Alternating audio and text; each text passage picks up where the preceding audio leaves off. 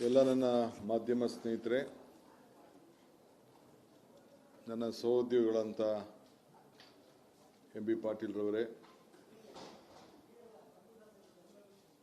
ನಮ್ಮ ಬಿಡದಿಗೆ ಸೇರಿದಂಥ ಶಾಸಕರು, ಮಾಗಡಿ ಶಾಸಕರಾದಂಥ ಬಾಲಕೃಷ್ಣರವರೇ, ನನ್ನ ನೂತನವಾಗಿ ರಾಜಕೀಯ ಸಲಹೆಗಾರ ಅಂತ ಮತ್ತು ಸಂಸತ್ ಸದಸ್ಯರಾದಂಥ ಜಿ.ಸಿ. ಚಂದ್ರಶೇಖರ್ ಅವರೇ, ಮಾನೆಯವರಿದ್ದಾರೆ, ಗೌಡರಿದ್ದಾರೆ, ರಾಜೇಗೌಡರು, ಎಲ್ಲ ನನ್ನ ಮಾಧ್ಯಮ ಸ್ನೇಹಿತರುಗಳು ಮತ್ತು ಕೆಲವೆಲ್ಲ ಅಧಿಕಾರಿಗಳು ಕೂಡ ಇದ್ದಾರೆ.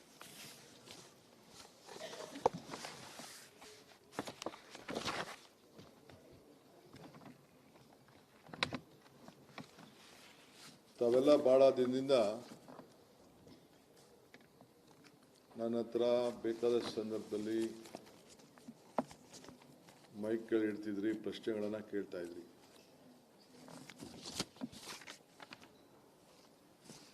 ಬಿಡದಿ ಯೋಜನೆ ಬಗ್ಗೆ, ಬಿಡದಿ ಟೌನ್ಶಿಪ್ ಬಗ್ಗೆ ಗೌರವಾನ್ವಿತ ಈ ದೇಶದ ಮಾಜಿ ಪ್ರಧಾನಮಂತ್ರಿಗಳು ನನಗೆ ಪತ್ರವನ್ನು ಬರೆದಿದ್ದಾರೆ. ಅವರಿಗೆ ಉತ್ತರವನ್ನು ಕೂಡ ನಾನು ಕೊಡ್ತಾ ಇದ್ದೇನೆ. ಅವರ ಮನವಿ ಕೂಡ ನಾನು ಸಂಪೂರ್ಣವಾಗಿ ನೋಡಿದ್ದೇನೆ.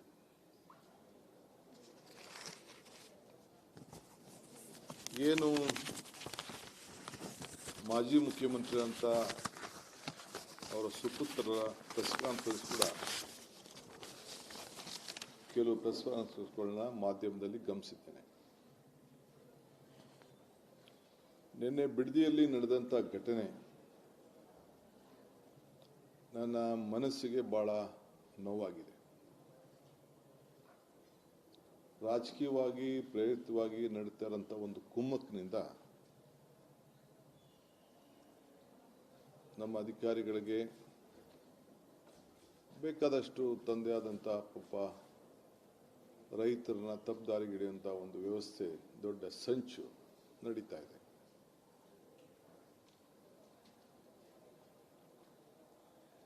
ಎಲ್ಲರ ಮನಸ್ಸಿಗೆ ನೋವುಂಟು ಮಾಡೋದು ನನ್ನ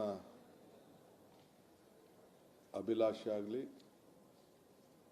ನನಗಿಷ್ಟ ಇಲ್ಲ. ಇದು ಈ ಯೋಜನೆ ನನ್ನ ಕನಸಿನ ಪ್ರಾಜೆಕ್ಟ್ ಅಲ್ಲ. ಇದು ಯಾವತ್ತೂ ಕೂಡ ನಾನು ನನ್ನ ಕನಸಿನ ಯೋಜನೆ ಈ ಬಿಡದಿ ಟೌನ್ಶಿಪ್ ಅಂತ ನಾನು ಹೇಳೇ ಇಲ್ಲ. ನಾನು ಇದಕ್ಕೆ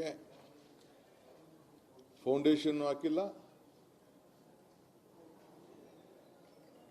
ಏನು ನಮ್ಮ ಹಿರಿಯರು, ರೈತ ಬಂಧು ಹೋರಾಟಗಾರರು, ಅವರು ಏನು ಈ ರಾಜ್ಯಕ್ಕೆ ಮಾರ್ಗದರ್ಶನ ಕೊಟ್ಟರು, ಆ ಮಾರ್ಗದರ್ಶನದಲ್ಲಿ ಮುನ್ನುಡಿ ಬರೆಯುವಂಥ ಕೆಲಸ ಮಾತ್ರ ನಾನು ಮಾಡ್ತಾ ಇದ್ದೇನೆ. ಅನೇಕ ಮುಖ್ಯಮಂತ್ರಿಗಳು, ಇಂಡಸ್ಟ್ರೀಸ್ ಮಿನಿಸ್ಟರ್ ಏನು ತೀರ್ಮಾನಗಳನ್ನು ಮಾಡ್ಕೊಂಡು ಬಂದರು, ಅದನ್ನು ನಾನು ಮುಂದುವರಿಸಿ ಅಂತ ಹೇಳಿದ್ದೇನೆ.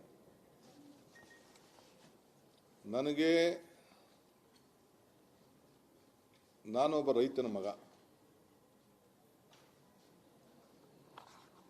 ನಾನು ಕಪಟ ವ್ಯವಸಾಯ ಮಾಡದೇ ಇದ್ರೂ ಕೂಡ ಹುಟ್ಟಿನಲ್ಲಿ ನಾನೊಬ್ಬ ರೈತನ ಮಗ. ಭೂಮಿ, ರೈತನ ಬದುಕಿನ ಬಗ್ಗೆ, ಅವನ ಶ್ರಮದ ಬಗ್ಗೆ ನನಗೆ ಆದಂಥ ವೈಯಕ್ತಿಕವಾದಂಥ ಅನುಭವ ಇದೆ. ನಾನು CM ಆಗಿರೋದು ಪಾಪ ಕೆಲವರಿಗೆ ತಡ್ಕೊಳಕ್ ಸಾಧ್ಯನೇ ಆಗ್ತಾ ಇಲ್ಲ.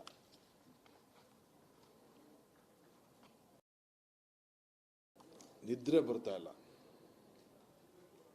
ಈ ರಾಜ್ಯದ ಅಭಿವೃದ್ಧಿ ಜನ ತೋರಿಸಿರೋಂಥ ಪ್ರೀತಿ ಸಹಿಸಕ್ಕಾಗ್ತಾ ಇಲ್ಲ. ನನ್ನ ಜೈಲಿಗೆ ಕಳಿಸ್ಬೇಕು, ಜೈಲಿಗೆ ಹೋಗೋದಕ್ಕೆ ಎಷ್ಟು ವರ್ಷಗಳಿಂದ ಸಂಚುಗಳು ನಡೀತು ಅನ್ನೋದು ಕೂಡ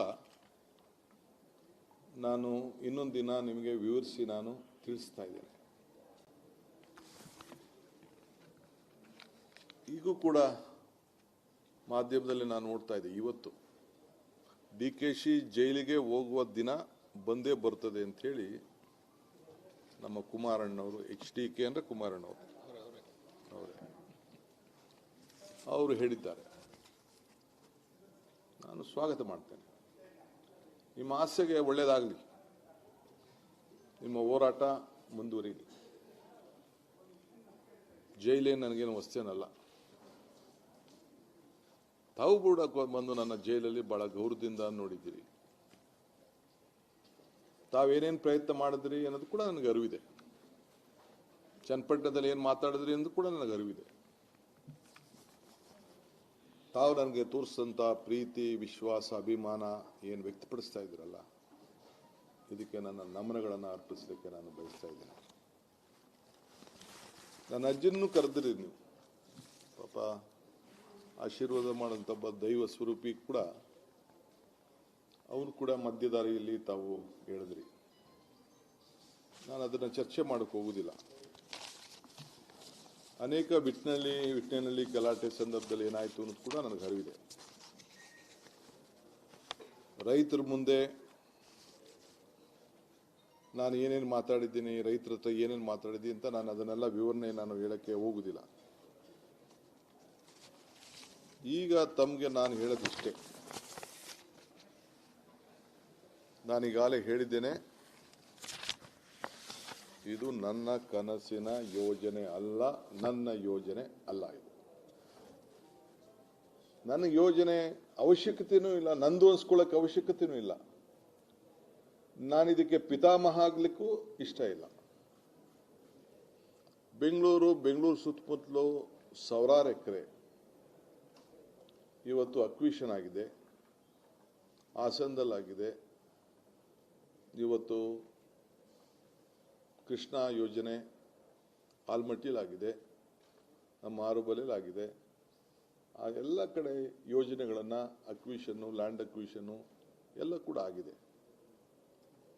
ಏರ್ಪೋರ್ಟ್ ನಾನೇ ಮಂತ್ರಿ ಆಗಿದ್ದಾಗ ಏರ್ಪೋರ್ಟ್ಗೆ ಲ್ಯಾಂಡ್ ಅಕ್ವಿಷನ್ನು ನಾನೇ ಡಿಸ್ಟ್ರಿಕ್ಟ್ ಮಿನಿಸ್ಟರ್.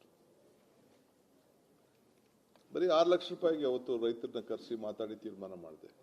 ಮುನ್ನರಸಿಂಹ MLA ಅವರು, ಬಚ್ಚೇಗೌಡರು, ನಮ್ಮ ಮಿಲ್ಕ್ ಅಧ್ಯಕ್ಷರಿದ್ರು, ರಾಮಯ್ಯ ಅಂತ ಇದ್ರು, ಎಲ್ಲ ಕೂತ್ಕೊಂಡು ನಾವು ಮಾತಾಡಿ ಒಂದು ತೀರ್ಮಾನ ಮಾಡಿದ್ರು. 4,000 ಎಕರೆಯಲ್ಲಿ 2,000 ಎಕರೆ ಸರ್ಕಾರದ್ದು, 2,500 ಎಕರೆ ರೈತರದು. ಇವತ್ತು ಏನಾಗಿದೆ, ಸುತ್ತಮುತ್ತಲು ಏನಾಗಿದೆ ಅಂತ ನಾನೀಗ ನಿಮಗೆ ಆಲೋಚನೆ ಮಾಡ್ತಿಲ್ಲ. ಕೃಷ್ಣ ಸಾಹೇಬ್ರ ಕಾಲದಲ್ಲಿ ITBT ಯೋಜನೆ, ವೀರಪ್ಪ ಮೊಯ್ಲಿಯವ್ರ ಕಾಲದಲ್ಲಿ ಕೆಲವು ಯೋಜನೆಗಳು, ಎಲೆಕ್ಟ್ರಾನಿಕ್ ಸಿಟಿ, 2 ಲಕ್ಷ, 1.5 ಲಕ್ಷ, 1 ಲಕ್ಷಕ್ಕೆಲ್ಲ ರೈತರು ಜಮೀನನ್ನು ಕಳ್ಕೊಂಡ್ರು. ಇವತ್ತು ಆ ಜಮೀನುಗಳೆಲ್ಲ ಒಂದು 50 ಕೋಟಿ, 60 ಕೋಟಿ, 70 ಕೋಟಿ ರೂಪಾಯಿ ಬೆಲೆ ಬಾಳಂಥದ್ದು ನಾನು ಕಿವಿಲಿ ಕೇಳ್ತಾ ಇದ್ದೀನಿ. ಅವರು ಯಾರವರು? ರಿಯಲ್ ಎಸ್ಟೇಟ್ ಏಜೆಂಟ್ಗಳು. ಅವರು ಜಮೀನು ಕಳ್ಕೊಂಡವರು, ರೈತರ ಕಳ್ಕೊಂಡವರು. ಯಾರು ಮಾಡಿದ್ರು, ಯಾವ ಕಾಲದಲ್ಲಿ ಆಯಿತು, ಅದು ನಾನೇನು ವಿವರಣೆ ಮಾಡಬೇಕಾದಿಲ್ಲ. ಆದರೆ ಇವತ್ತು 23/9/2006 ಮಾನ್ಯ ಗೌರವಾನ್ವಿತ ಮುಖ್ಯಮಂತ್ರಿಗಳ ಅಧ್ಯಕ್ಷತೆಯಲ್ಲಿ, ಆಗ ಯಾರಾಗಿದ್ರು? ಕುಮಾರಸ್ವಾಮಿ, ನೀವು ಜೊತೆಲಿದ್ರ? ಸಮ್ಮಿಶ್ರ ಸರ್ಕಾರ, ನೀವು ಇದ್ರಿ. ಸಮ್ಮಿಶ್ರ ಸರ್ಕಾರ